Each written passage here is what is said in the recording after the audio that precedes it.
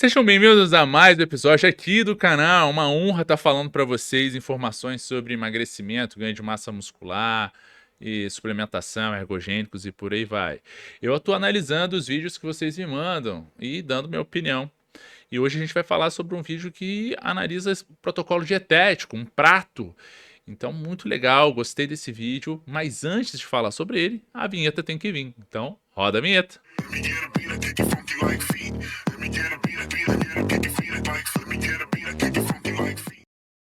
Vamos lá. Se você não quer passar fome na sua dieta. Somente essa quantidade de arroz e feijão parece ser pouca comida, né? Olha só que interessante. Já gostei por quê?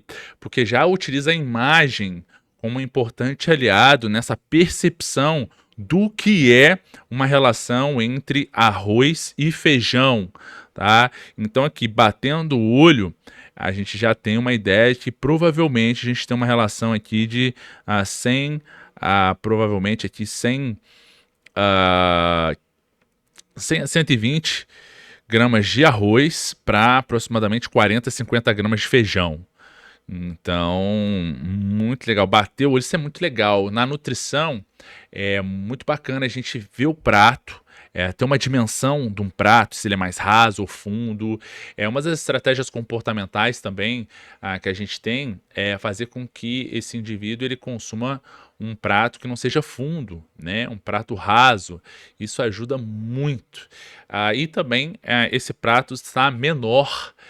Isso do ponto de vista comportamental é sensacional. Ao invés de você ter um prato maior, o que muitas vezes nos restaurantes self-service, o prato branco e grande, para que esse indivíduo ele acredite que no prato tem pouca comida. Então ele vai colocando até mais para o peso ficar maior na balança e obviamente ele pagar mais. Ou do ponto de vista comportamental, na questão perceptiva, o ideal seria o quê? Reduzir esse prato e não deixar ele fundo. Então, isso é muito válido e interessante. Então, assim, olha só que legal. Então, se você tem uma ideia de mais ou menos o quanto significaria aí 120 gramas de arroz para, sei lá, uns 50 gramas de feijão, a gente tem mais ou menos isso aí. Perfeito, excelente. Já começamos bem. E aí vai estar falando um pouquinho, provavelmente, da relação com o feijão. O feijão é um excelente alimento com muitos micronutrientes, né? A gente tem ferro também, claro que não M, né? O que é o ferro dos vegetais, mas muito interessante também para o processo de distribuição dos minerais. O feijão ele consegue complementar o arroz em se tratando de quantidade de aminoácidos. Existem aminoácidos que o arroz não tem e o feijão ele tem, então é como se o feijão completasse o arroz e o arroz tem aminoácidos que o feijão não tem, então o arroz ele completa também o feijão. Então é uma mistura muito legal, uma mistura que a literatura nos traz com muito bons olhos. Essa proporção aqui é a proporção ideal, a proporção que a gente fala 2:1. Então, excelente, bacana. O feijão, ele não faz com que a tua pele fique retida. O feijão, ele é um excelente alimento. Muitas pessoas acreditam que o feijão ele é inflamatório, quando na verdade a relação do feijão é que ele tem uma fermentabilidade um pouco maior. Então, vale muito a pena a gente tirar também os fitatos, deixar esse feijão em remolho. E também contribuir para essa redução da fermentabilidade do feijão. Então, o que as pessoas confundem é o feijão que dava gases.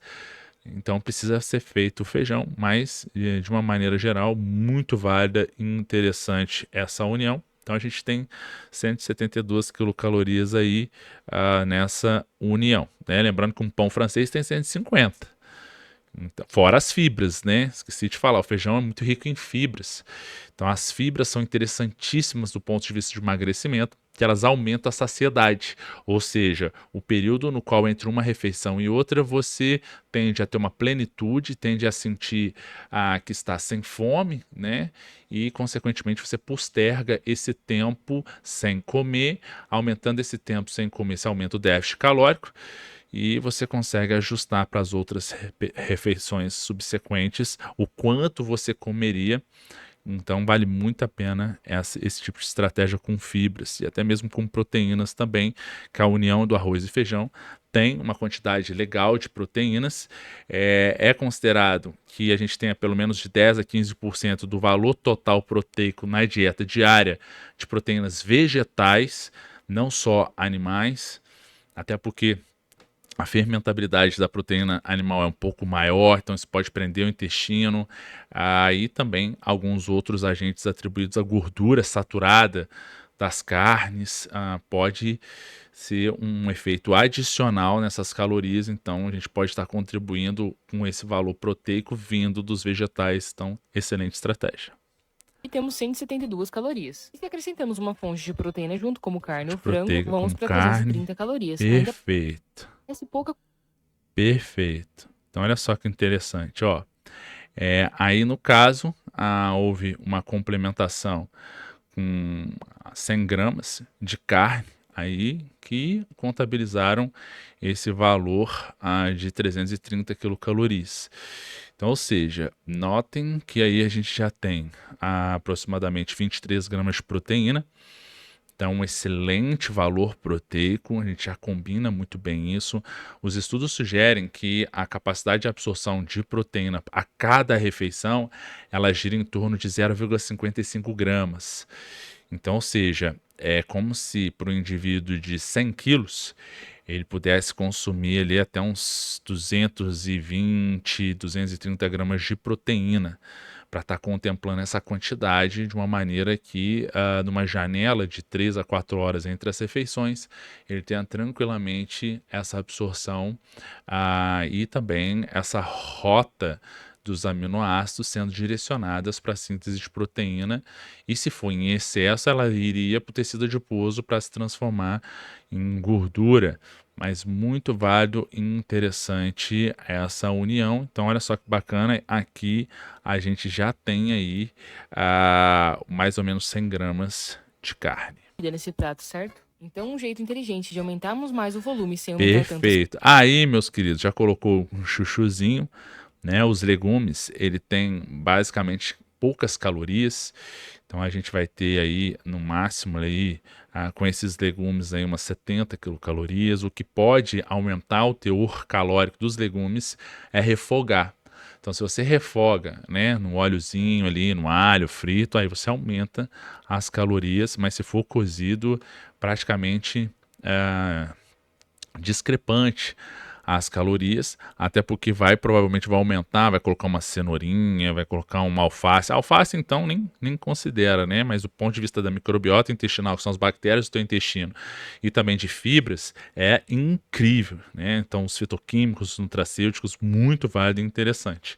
Mas eu presumo ali que vai colocar uma cenourinha, uma beterraba, um tomatinho e uma alfacezinha. Aí, meu querido, fica sensacional. Mas eu acredito que tem pouco espaço, então para não parecer prato de pedreiro, só vai colocar alguma coisinha nesse espacinho branco, mas tá ótimo.